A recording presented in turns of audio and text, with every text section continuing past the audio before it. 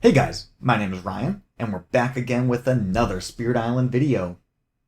As I'm getting more into these multi-spirit games, I thought it would be a good time to start discussing some things that are unique to multiplayer games, to multi-spirit games, talking about like spirit composition and the way that they interact with each other. There are 37 official spirits.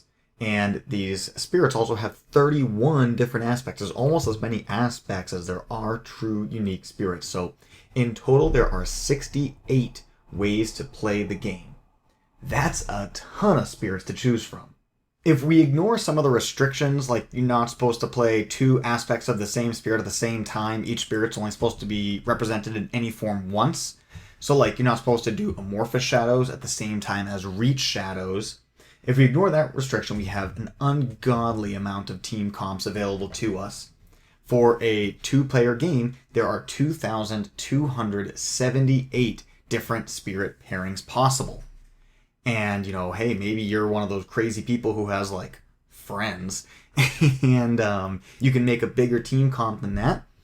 Well, if you have three spirits, there are 50,116 different team comps. For four spirits, 814,385 team comps. For five spirits, you're looking at 10,424,128 possible team comps. And then for six spirits, there are 109,453,344 different team comps available to you. That is absolutely insane. I mean, coming all the way back to just the pairing of just two spirits, there's more than 2,000. I don't know if I've played 2,000 games of Spirit Island, period, and definitely not doing two spirit games, and definitely playing each matchup or each spirit setup combination at least more than once, the ones that I've done. So yeah, there is so much content that I've never touched. In fact, with over 120 million different possible team comps, I'm willing to bet that there are team comps that are possible that have literally never been played before by anyone in the world ever. And we could be the very first to do it. So this massive number is actually very exciting to me. Since there's just so many different setups, not even considering adversaries, boards, layouts, invader deck, so on and so forth, it's absolutely impossible to have knowledge about how every spirit interacts with every single other spirit across every setup. Instead, we have to figure it out on the fly. We have to think about new possibilities this particular spirit pairing provides while in the game. Even if we have experience with a particular spirit pairing, there's 14 minor powers and 10 major powers which can target another spirit across both those decks.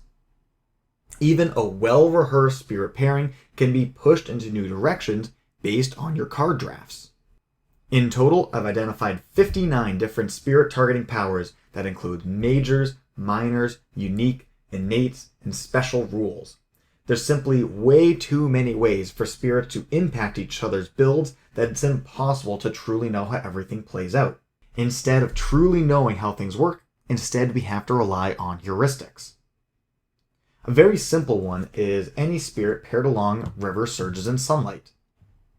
Since I know that River, with their card Boon of Vigor, will be able to give tons of energy, well, if I'm paired up with River, I can prioritize going across my bottom track, maximizing my card plays, since I know my energy will be able to come from River. In fact, it's kind of a positive combo here because you get more energy for playing more cards.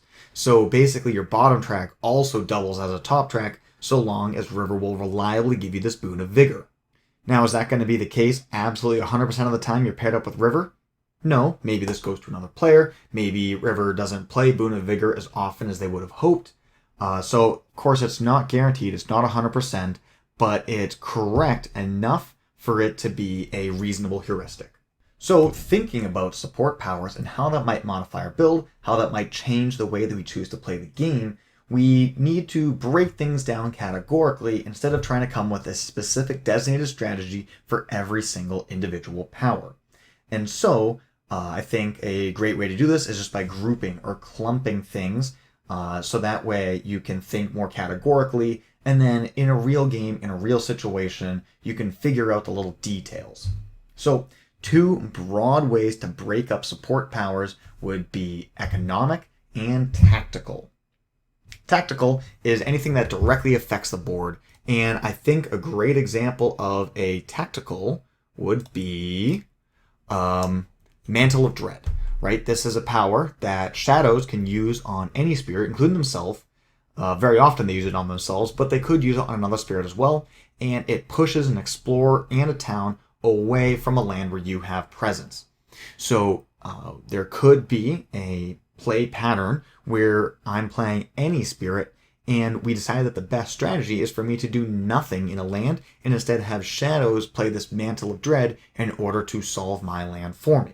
This is an example of a tactical support power, right? It moves things on the board. It directly impacts the board.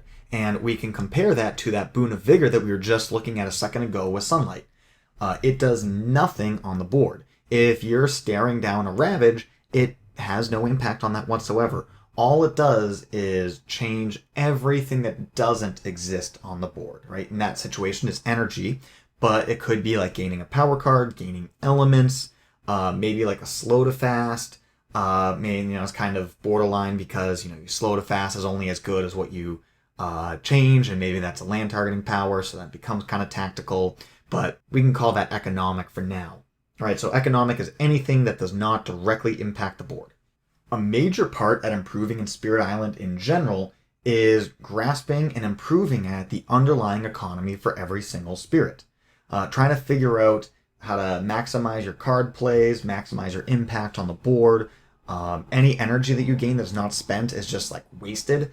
And so finding ways to most efficiently spend our energy, that is one of those things that you can improve at. And you play a spirit over and over and over again. You change, you have different build paths, you have different growth paths, and that will eventually you'll start to figure out something that is optimal, at least for your preferred play style. And that is one of the ways that you're going to be able to start improving at this game and taking the game to higher difficulty levels. Now, these economic powers, such as River's Boon of Vigor, is going to take any of those predetermined paths that you've already figured out and break it, right? I think a clear example of how Boon of Vigor is going to change the way that you build and grow and play the game is if we were to pair up River along with Lightning. Since typically Lightning is going to be reclaim looping at 2 energy and 4 card plays, you'll be sitting there for a few turns trying to build up a large enough hand when you can afford to grow again. Well, if you get paired up with River, you're going to probably start looping at 1 energy and 6 card plays. Even though you won't be able to use those card plays for a long time, you also don't need the energy, and so you can take a more aggressive approach to that reclaim loop. You might just reclaim loop the entire rest of the game because, 6 cards a turn, it's hard to get much better than that. So just by making that little adjustment to your build, you have 50% more card plays, and then your innate becomes triple the strength because now you can destroy 3 buildings as opposed to 1. So you just get overwhelmingly more powerful. If you were to consider like each of those destroyed buildings like as a unique action, you would go from 5 actions up to 9 actions. Just dramatically more powerful, all because of the existence of 1 single card.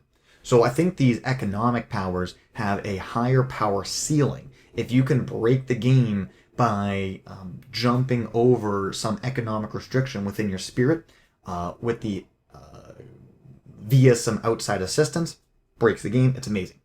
But there also is a potential where if you don't affect your build, maybe you still go for the 2-4 loop on Lightning, then you don't actually gain any marginal value from the support that you're receiving, and so it really just turns into a dead play. River gets the elements, sure, but there's a million things that give sun, water elements, and so you don't need to be playing this Boon of Vigor. You would be better off playing any other card that's going to affect the board.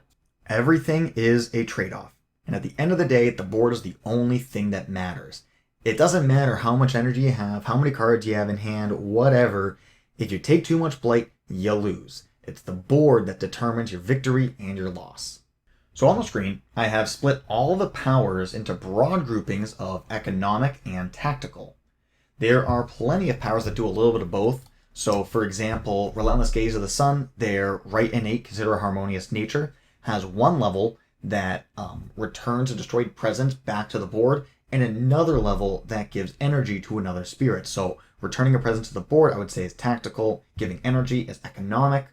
And so there are some powers that do a little bit of both, and in those situations, I just put them in the category that I think is more relevant or more common. And with Relentless Gaze, at least in my experience, returning destroyed presence is much more common and much more relevant than giving energy. Oftentimes, I feel like Relentless spends their own energy as opposed to giving it to another player. Therefore, it's tactical. So as for the other spirit innates, on the tactical side, we have Finder of Paths Unseen. We have Lay Paths That Cannot Help But Walk. This allows you to push other spirits' presence. And then you also have the special rule Open the Ways. And this is the one that lets lands become adjacent to each other. That kind of like range modifiers, I'm not really sure whether it's economic or tactical, but because there is an explicitly tactical portion of Finder's spirit board kit, I'm putting them in the tactical side. And then we have Stone's Unyielding Defiance with their special rule, Bestow the Endurance of Bedrock. And that's the one where if you have presence in the land, then Blight does not destroy presence. So long as you have equal or greater quantity of presence. So this protects other spirits' presence. It doesn't do a heck of a lot as far as like really affecting your builds, things like that, but it is something I would consider a support power, so put it on the list. Tactical. We also have the Locus aspect for Serpent, and this is the one that it lets you repeat cards. Not really sure how to classify that. If you can repeat a card that affects the board, it becomes tactical because, you get to use the card at your presence, right? So it has to be land targeting. But then also this adds vitality to the board as well. Adding tokens, absolutely tactical. Jumping across to the eco side, we have Base Serpent and their original left innate power. This gives other spirits presence, energy, cards, all depending on how much presence has been absorbed. So absolutely economical. None of that really affects the board. Adding a presence does, but really the benefit of adding a presence to the board is the economics of, gaining energy. And like energy and card plays and so on and so forth. Generally, the presence being on the board, allowing for range and targeting, is not the reason why you're going to do it, especially so late in the game as when that innate comes up, right? The earliest could possibly happen is turn 2. Realistically, it takes a lot more than, like 2 absorbs. You have to receive tons of support just to get that support out there. That's typically not how it goes. Anyways, Starlight Seeks Its Form has Wood Seeks Growth. This is the plant innate, and that's the one that gives a power card. Fractured Days Split the Sky, Slip the Flow of Time. This is an innate power that is just so good. It is absolutely so busted that the entire rest of the Spirits kit doesn't really matter. Basically, your job is to hold a neutral board and then just slip as many times as you can, break the game open for everyone else.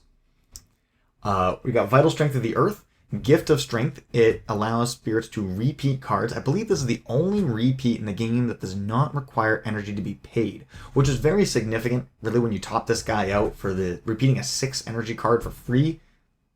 Insane, right? Absolutely game-winning power. And then last of the spirit panels, we have Spirits May Yet Dream, coming from Bringer of Dreams and Nightmares, and this gives a free element, so long as they already have one, but this definitely helps other spirits hit their thresholds. And definitely one that Bringer just never self-targets, because by the time that you can get the 3 moons here, you're good. You've got everything else covered. The only way you can possibly gain value is that second air, which is so unlikely to happen. This always goes out to other spirits. We also have 5 aspects. So we have Lightning Sparking aspect. This allows other spirits to gain a lot of cards. Sure, eventually you get some damage, but realistically it's the gaining cards that you care about. Transforming does a ton of stuff. It has both tactical and economic, but I would say the most important effect here is that top one, where they can cycle a power card, they can forget a card to gain a card, and they also gain a free element. So getting rid of bad cards, gaining elements, it delays reclaims, it lets you hit innates a turn faster. Insane. It does also give you the ability to remove Blight, add Badlands, remove Explorers, add Beasts, but in my opinion, those are all secondary to more cards, more elements. Next, we have the Mentor aspect for shifting memory. This is a fantastic, super fun aspect. Lets you just give cards to other people, which effectively means that other spirits get to gain more cards. We have the Sunshine aspect for River.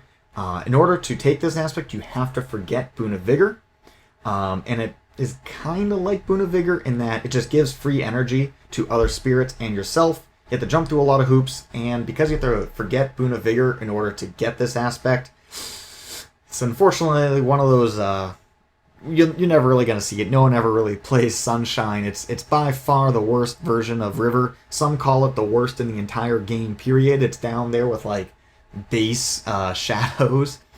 I think it could be pretty playable if you just replaced that Boon of Vigor with, like, anything. I've heard some people literally just give you a blank card just so you can forget a major without having to forget one of your other 3 cards. But, there's other sun water cards that you could replace it with as well.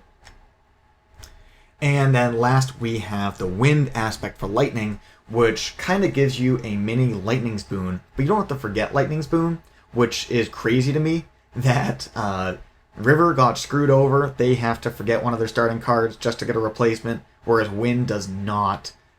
I don't know why. I think they were even released in the same set. I think they're both from Jagged Earth. I could be wrong about that, but yeah, that's a pretty weird thing to me, especially if they were released in the same set, theoretically the same design philosophy.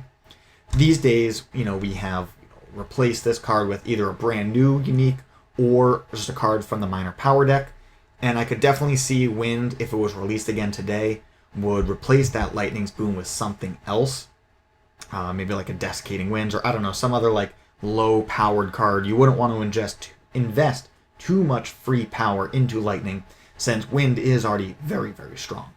Anyways, I'm going to flip over all the rest of these cards, and instead of reading through every single one of them step by step, I'm just going to scroll over them nice and slow. I think the card art makes these a lot more recognizable. I mean, I hardly read the text on the cards these days anyways, but certainly with the spirit panels, drawing attention to what part specifically, and then just these blocks of text with the aspects, I wanted to read through them.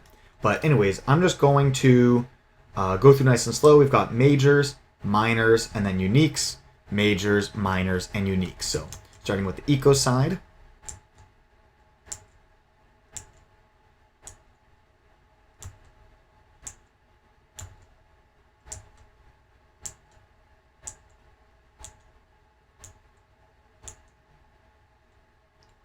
Okay, and then hopping over to the tactical side.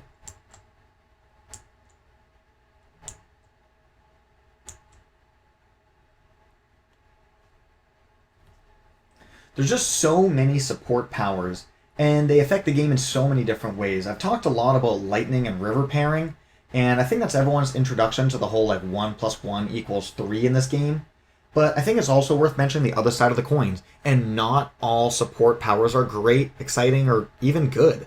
I mean, some of them come with some crazy costs, like the Boon of Corrupted Blood. Sure, it does a damage, but if you wanted to really get a lot of value from it, you're forcing other spirits to sacrifice their presence too, and that's a cost that many spirits just won't want to take. And you've also got some like Fiery Vengeance, which requires destroyed presence. Hey, little combo. But it is also one of those things where most spirits aren't going to have destroyed presence, and the point of the game when Fiery Vengeance is going to be good. And so this is another hard one just because of the additional costs.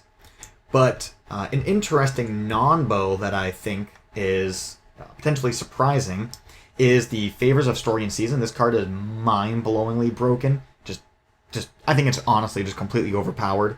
It's constancy with upside, like getting to gather to hunt into your lands is going to help you out with events. such as story and season, but also like, free energy, so on and so forth. It also lets you set up defense, like Tahan and defend type plays.